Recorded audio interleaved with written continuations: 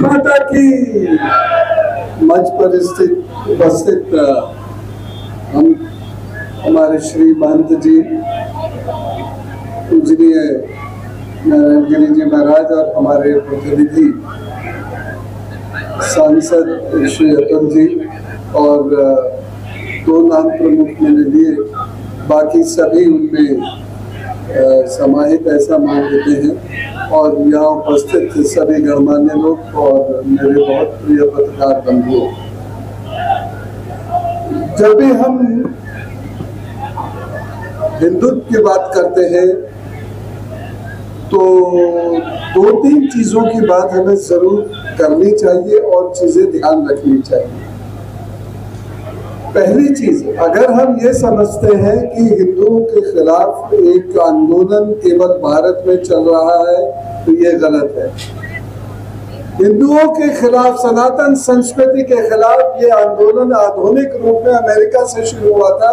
20 universities वहां पर इकट्ठी हुई थी और 20 यूनिवर्सिटीज ने बहुत ओपनली कहा था इस बात को कि पूरे विश्व हिंदुत्व का समूल नाश होना चाहिए। 20 ऐसी यूनिवर्सिटीज वहां इकट्ठी हुई थी।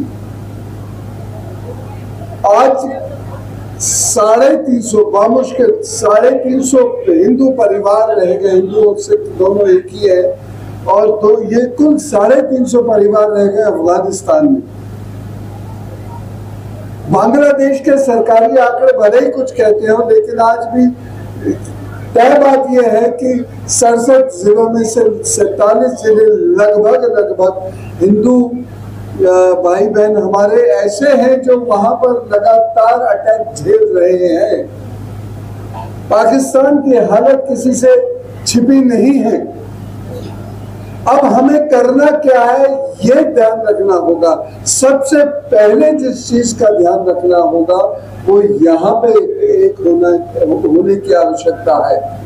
केंद्र में मोदी जी हैं, अमित जी हैं, उत्तर प्रदेश के भीतर हमारे माननीय योगी जी हैं, अपने भीतर की जातियों को तोड़ चुके हैं या तोड़ सकते हैं।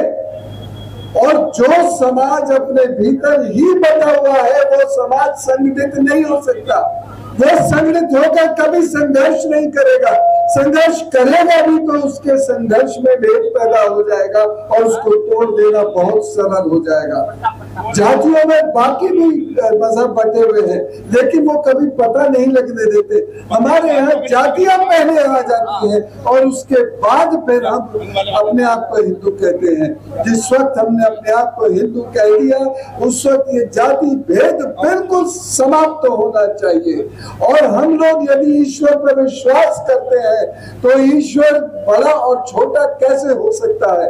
जब हम ये कहते हैं कि ईश्वर मनुष्य के भीतर है तो कोई ईश्वर मनुष्य की जाति से प्रभावित कैसे हो सकता है, जन्म से प्रभावित कैसे हो सकता है। क्या कृष्ण उच्च जाति के अलग है, क्या कृष्ण दूसरी जातियों के अलग है।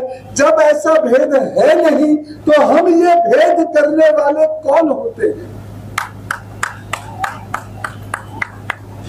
तो सबसे पहले तो ये बात। दूसरी चीज अनुशासन।